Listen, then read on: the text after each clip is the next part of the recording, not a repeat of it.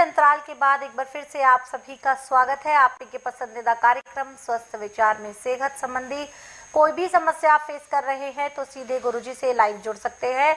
Number screen पर दिया जा रहा है, इस नंबर पर कॉल करके आप अपनी सेहत संबंधी समस्या जो है वो गुरुजी से डिस्कस करें और उसका उचित समाधान आप प्राप्त करें।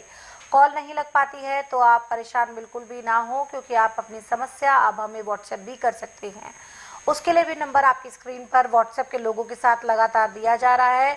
नाम, उम्र और शहर का नाम लिख के हमें भेजें और आपके इन सवालों को गुरुजी के माध्यम से लिया जाएगा और इसी कार्यक्रम के माध्यम से लिया जाएगा और गुरुजी द्वारा आपको उचित समाधान दिया जाएगा। तो चलिए अब गुरुजी से नए विषय पर चर्चा करते हैं और वो है एक ऐसी समस्या जिससे बहुत से लोग वैसे तो परेशान होते हैं, विशेषकर टीनेजर्स इस समस्या से बहुत परेशान होते हैं। गुरुजी से जानते हैं कि आखिरकार क्या है मुहासे की समस्या का कारण और क्या है उसका निवारण। गुरुजी, हम बात करेंगे मुहासे की समस्या के बारे में। कहते हैं मुहासे एक ऐसी बीमारी है, ऐसी समस्या है जो चांद से चेहरे पर भी दाग लगा देती है। तो गुरुजी, क्या है इस समस्या की जड़ और क्या है निवारण? देखिए, मुहासे एक किस्म का खून का इन्फेक्शन है जी। और इसको काट भी देना मुहासे को तो खून निकलेगा, इसमें दर्द नहीं होता जी। और इसका पूरे संसार में मेडिकल में, आयुर्वेद में, यूनानी में कोई उपचार नहीं है। और स्वास्थ्य उपचार में मुहासे भी ऐसे समाप्त किए जाते हैं जैसे जलती अग्नि में पतंगा नष्ट होता है। सबसे अच्छा तरीका तो यह है कि यदि आपको अमर बेल मिल जाती है तो ताज़ी अमर बेल ला के और उसका रस निकाल के रुई के साथ मुहासों पे लगा दें जी। या पूरे चेहरे पे भी लगा देते तो कोई भी नुकसान नहीं है। मुहासे आपके 2 या 3 दिन में समाप्त हो जाएंगे।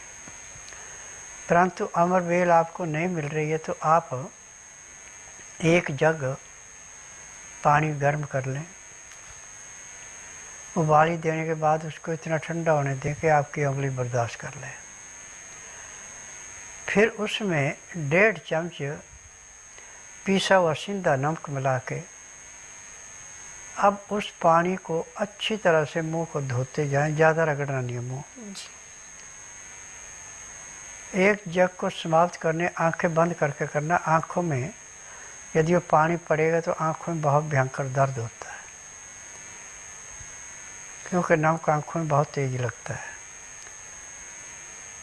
तो जब आप 1 जग को 15 से 20 मिनट लगाते हैं मुंह धोने में, तो जैसे धूप में कोई चीज़ सुखाई जाती है ऐसे मुहासे सिकुड़ना शुरू होते हैं।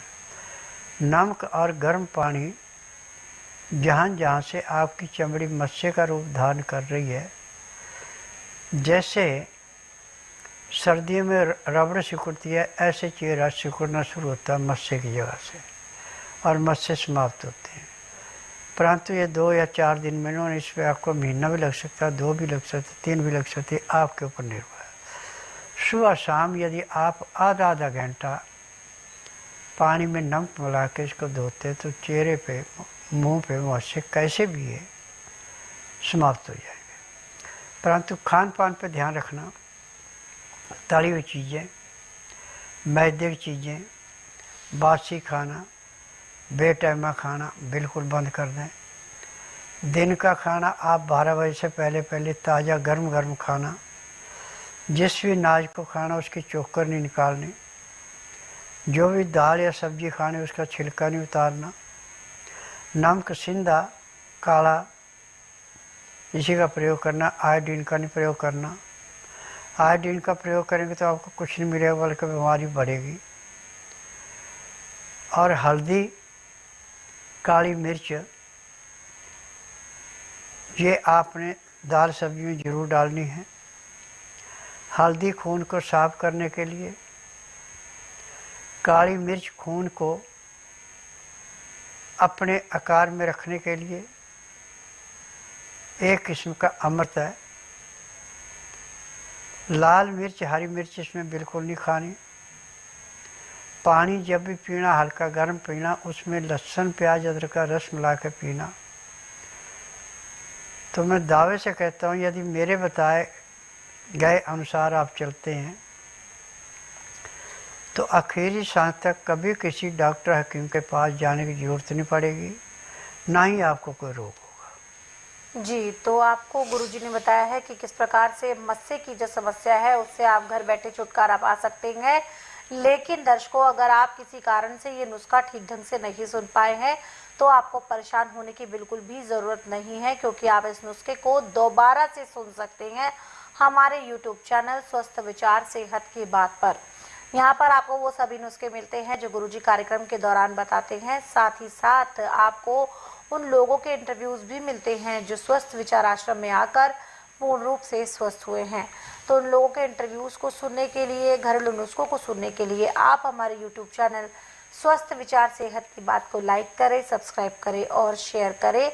इसके साथ साथ आप सभी को बता दूं कि अगर आप गुरुजी की पुस्तकें मंगवाना चाहते हैं जो कि स्वयं गुरुजी द्वारा लिखित है, पुस्तकें स्वस्थ विचार गुरुजी द्वारा लिखित इस पुस्तकों को मंगवाने के लिए जो स्क्रीन पर नंबर दिए जा रहे हैं, इन पे कॉल करके आप घर बैठे अपनी पुस्तकें प्राप्त कर सकते हैं और अपने साथ साथ अपनों का उपचार कर सकते हैं। स्वस्थ विचार आश्रम की बुधवार को छुट्टी होती है।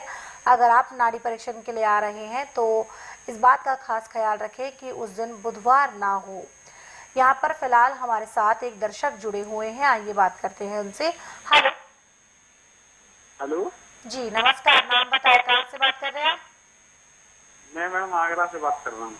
सवाल करिए, गुरुजी सुन रहे हैं आपको। सवाल ये सर, मेरी छाती में जकड़न रहती है।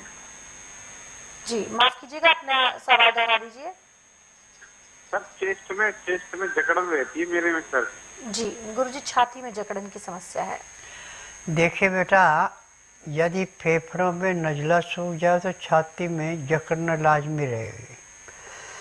यदि आपका खाना पीना ठीक नहीं है तो अंदर जाके गैस बनेगी, छाती में जकड़न रहेगी। इसका इलाज पूरे संसार में, मेडिकल में, आयुर्वेद में, यूनानी में, होम्योपैथी में बिल्कुल नहीं है। पैसा बर्बाद करना। मेरे पास इसका उपचार ऐसे है जैसे दूध में से मक्खी निकालना। यदि आप बुधवार छोड़कर गुरुवार से लेकर मंगलवार के बीच में मेरे आश्रम में आते हैं, जिस दिन आना उस दिन रात्रि 10 बजे तक खा पी के दातन कूड़ा करके बड़ी इलायची मुँह में रख के चूसते रहना। सुबह जब तक मैं नाड़ी परीक्षण नहीं करूं तब तक एक बूंद भी पानी नहीं पीना, ना कुछ खाना। 9 से 10 के अंदर अपना नामकरण कराना। 10 से 12 मैं नाड़ी परीक्षण करूंगा। नाड़ी परीक्षण में पैर के तलुए से सिर के बाल तक की MRI, CT scan, x-ray, ultrasound, ECG, sonography सब कुछ 5 सेकंड में हो जाएंगे। फिर उसके बाद दवाइयाँ खाने की हैं, पीने की हैं, मालिश करने के तेल हैं, आँख में, नाक में, कान में डालने की दवाइयाँ, दांत मंजन है। ये सब जड़ी बूटियाँ, मुझे 10,000 जड़ी बूटियों की पहचान है जिनसे मैं दवाइयाँ बनाता हूँ। और मेरी अपनी फार्मेसी दवाइयाँ बनाने की, दवाइयाँ रजिस्टर्ड है, पेटेंट है, इनका साइड इफ़ेक्ट कोई नहीं है। परंतु मार्केट में मैं किसी को दवाई बेचने के लिए नहीं देता। दवाई मैं उसी रोगी को देता हूँ जिसका नाड़ी परीक्षण करता हूँ।